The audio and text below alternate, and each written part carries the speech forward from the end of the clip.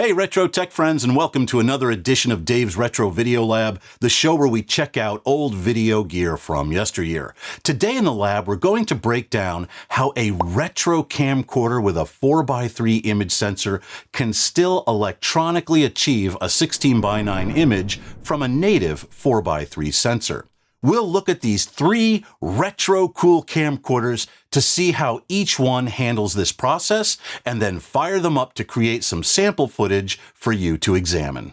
So the idea for this video came about after I uploaded a clip to my YouTube channel where I created a low-budget movie-style aesthetic using a Panasonic PV-GS400 and some simple, basic lighting techniques. A viewer asked, why didn't I use the GS400's Pro Cinema mode, which allows the camera to output a 16:9 image from its 4x3 CCD? My answer was simple. I didn't want to sacrifice resolution just to get a widescreen image. I believe the GS400's Pro Cinema mode crops the 4x3 image sensor and then vertically stretches what's left, which means fewer pixels are being used, and that means less resolution. Ultimately, I chose full image detail over a wider 16:9 frame.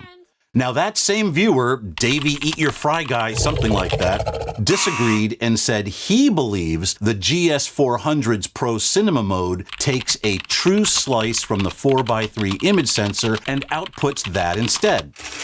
So what in the world is Danny Eats Toast talking about?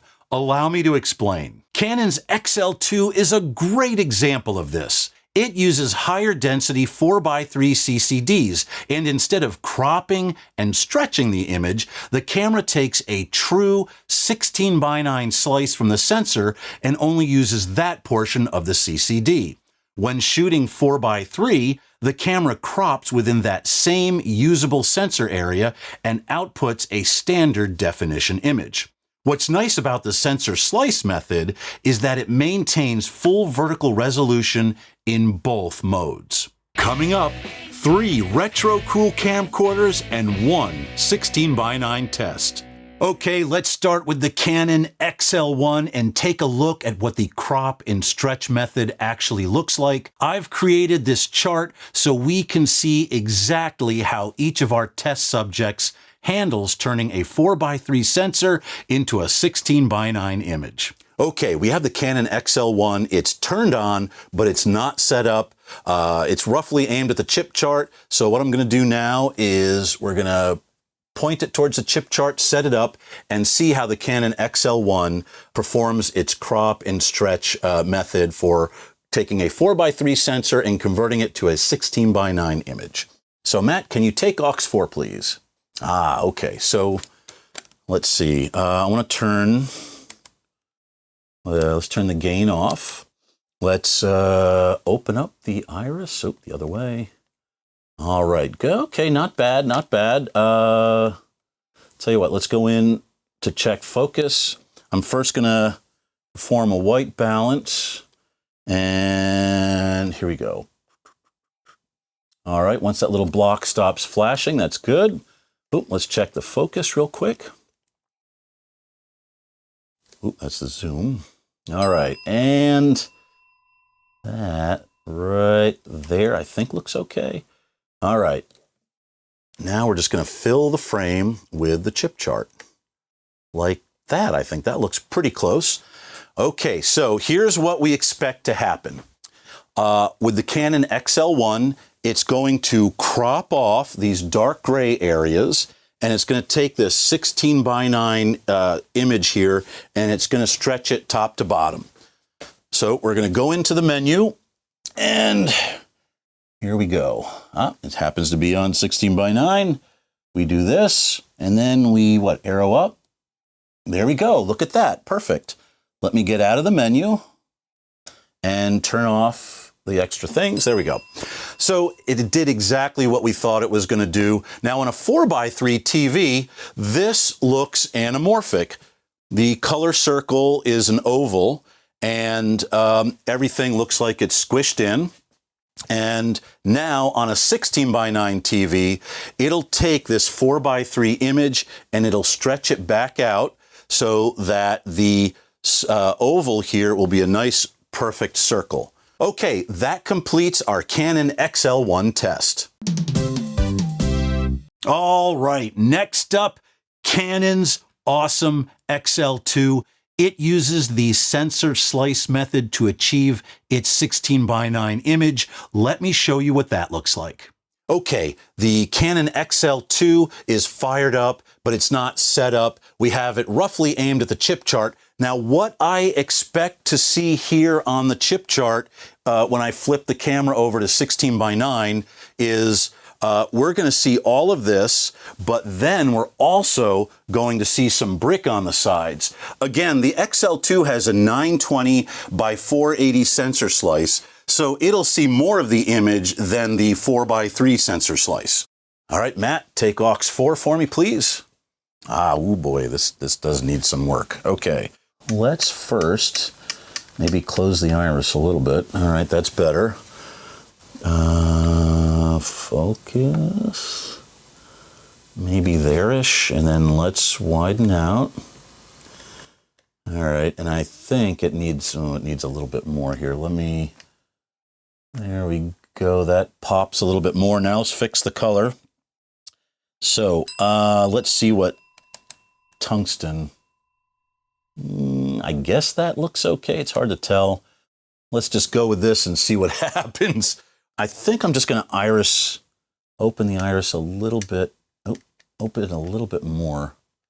That might be too much. How about there? All right, now I'm going to just zoom in, and we're going to fill the frame with the chart. Okay, great. The high-resolution image sensor, or image sensors, there's 3 of them on this camera, they're seeing more than what we're seeing here.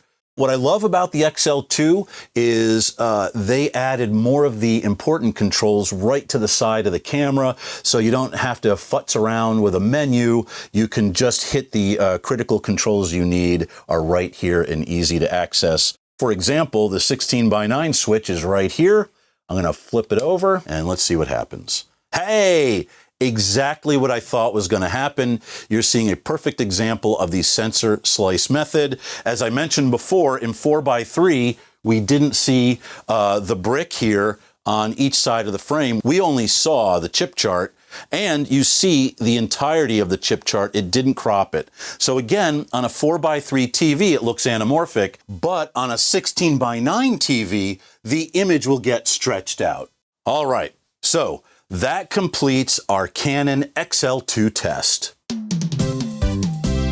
Lastly, here's the troublemaker, my Panasonic PV-GS400, the camcorder which has caused all the controversy.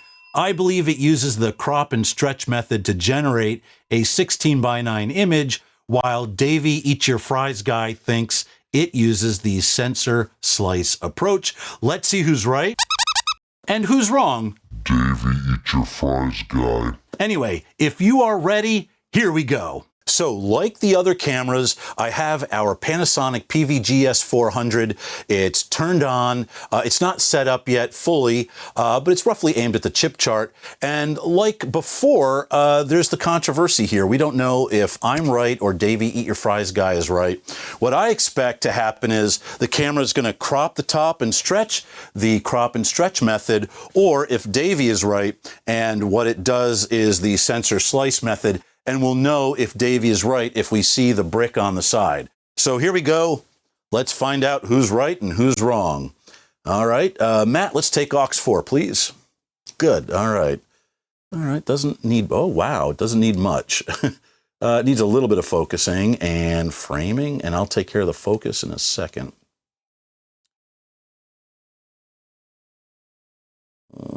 That's pretty good.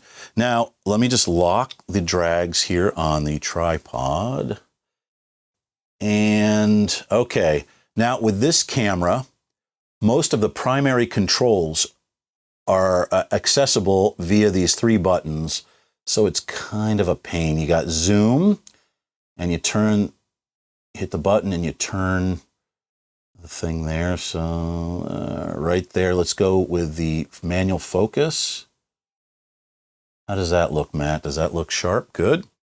All right. I think the exposure is okay. I'd like it to be a little bit brighter. So I'm going to open up. That looks okay, I think. And one quick note on the Panasonic PV-GS400, to switch over to 16:9 or the Pro Cinema mode, there is a button right up here that you press, and presto changeo, everything happens. And 3, 2, 1. Okay, well, look at that. I guess Davey was right. It is using the sensor slice method. But I find something interesting. There is some cropping going on here. With the XL2, you saw the whole frame top to bottom, but here there's a little bit of cropping and there's not as much brick visible in the frame. So it must be taking sort of a different approach. I mean, I think Davey is right, but there's something extra going on here that wasn't happening with the Canon XL1 and the Canon XL2. So credit where credit is due, and this one goes to Davey Eat Your Fries 6493. Congratulations. I still remember how exciting it was to move from recording 4:3 letterboxed video to get a 16:9 look to actually shooting in a true 16:9 frame. It was an important stepping stone before HD, and at the time, it felt like a huge leap forward in how we shot video and expanded our creative possibilities. Well, that wraps up another edition of our show. Thanks for joining us here in the lab, and until next time, take care, and we'll see you soon.